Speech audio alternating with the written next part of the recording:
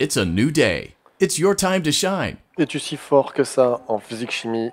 Révision pour le brevet, c'est un test, donc des questions plus ou moins difficiles tirées du sujet du brevet. N'hésite pas à faire pause si nécessaire pour te tester. Pense à t'abonner, ça fait toujours plaisir. Si tu veux des explications sur certaines réponses, n'hésite pas à les demander dans la partie commentaires. On y répondra. Tu auras entre 3 et 5 secondes par question pour pouvoir répondre. On considère une masse d'air de 1 kg dont la vitesse passe de la valeur 3 mètres par seconde à 9 mètres par seconde. En s'appuyant sur un calcul, dire comment évolue l'énergie cinétique.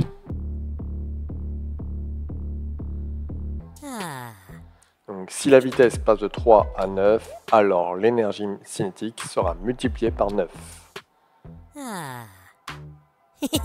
À l'aide du document, calcule E1. Donc tu as le nom de l'appareil, puissance de l'appareil, durée d'utilisation sur 24 heures et consommation énergétique de l'appareil sur 24 heures.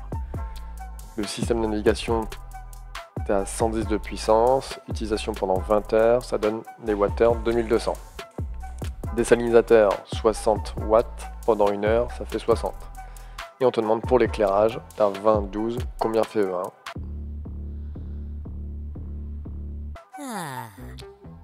Donc E1 sera égal à 20 fois 12 égale 240 Wh. Nommez le gaz participant à l'effet de serre produit lors de cette transformation chimique. CH4 plus 2O2 donne CO2 plus 2H2O. C'est le CO2. Toujours dans cette réaction, lorsqu'on brûle 6 fois 10 puissance 22 molécules de méthane, qui est CH4, de manière complète, combien de molécules de dioxygène sont nécessaires?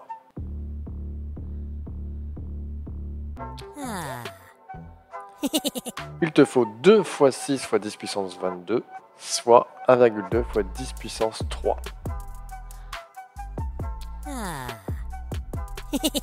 Quel nombre représente le K dans kilojoules?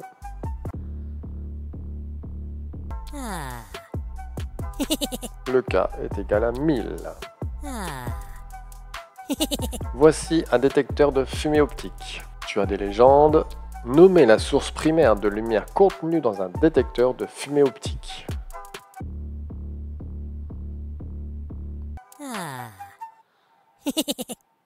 Donc c'était le numéro 3, la diode électroluminescente qu'on appelle aussi LED. En cas de fièvre, il est recommandé d'ingérer 500 mg d'aspirine sous la forme d'un comprimé à dissoudre au préalable dans un grand verre d'eau. Déterminer le volume d'eau minimal nécessaire à la dissolution d'un comprimé à dissoudre dans un grand verre d'eau. Tu as le document 2 pour t'aider. Attention, c'est une question difficile, il n'y a pas de temps. Mets en pause et fais le calcul.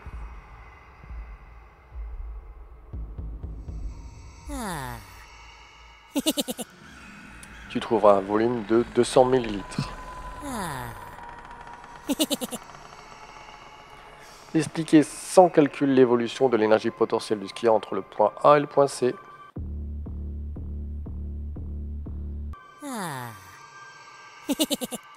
L'énergie potentielle du skieur diminue puisque ton énergie potentielle dépend de l'altitude. Donner la valeur de la puissance électrique du thermoplongeur, justifier la réponse.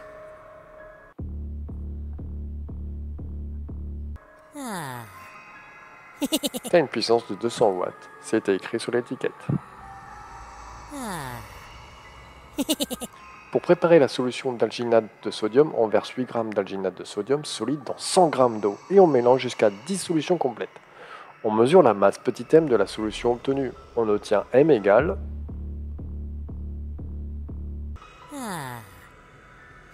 108 g.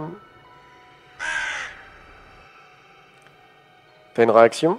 On te dit qu'on avait 50 g de carburant consommé, 176 g de dioxygène consommé. On trouve une vapeur d'eau émise de 72 g. Combien de masse de CO2 vas-tu trouver?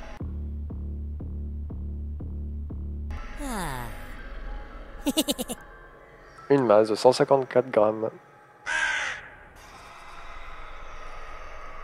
L'illustration ci-dessous représente une chronophotographie d'un conducteur se déplaçant à l'aide d'un gyropode. Une chronophotographie est une succession de photos prises à intervalles de temps identiques apparaissant sur la même support papier. En s'appuyant sur la chronophotographie ci-dessus, justifiez que la vitesse de déplacement de la poignée du gyropode est constante. La distance reste identique entre chaque point, donc c'est constant. Précisez si la force représentée sur le schéma modélise la poussée des réacteurs ou le poids du pilote avec son équipement. La force représente le poids du pilote et de son équipement. On a un document 4 avec des pictogrammes de sécurité. Explique quelles sont les précautions à prendre lorsqu'on utilise ce produit. Justifie la réponse. Tu as besoin de gants, blouses, lunettes. Dans ce graphique, on a les émissions de monoxyde de carbone en fonction de la vitesse sur route plane. Les émissions de monoxyde de carbone sont-elles proportionnelles à la vitesse du véhicule justifié? Non, ce n'est pas une droite passant par l'origine, donc ce n'est pas proportionnel.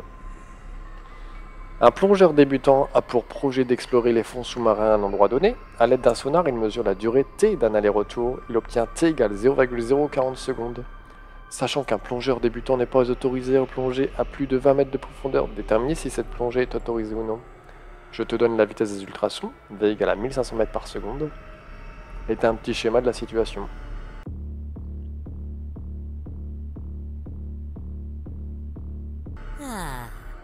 D sera égal à 30 mètres, du coup c'est supérieur à 20 mètres, donc la plongée n'est pas autorisée. A l'aide d'un ampèremètre, on réalise plusieurs mesures. Intensité du courant électrique dans la branche principale IP égale 0,15 A. Intensité du courant électrique traversant les lampes L2 et L3, on a I2 qui est égal à 0,12 A. Trouve-moi l'intensité qui passe dans la lampe 1, qu'on appelle I1, et tu as le schéma électrique.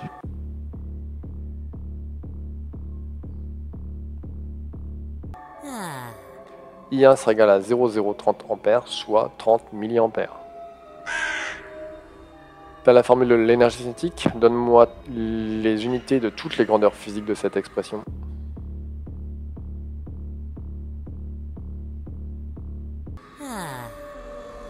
EC en joules, M en kilos, grammes et V en mètres par seconde. Si tu as des questions, tu peux les poser dans la partie commentaires. Est-ce que tu as eu 19 sur 19? Félicitations à toi si tu l'as. Sinon, je t'encourage à regarder les autres vidéos qu'on a sorties pour les révisions brevets.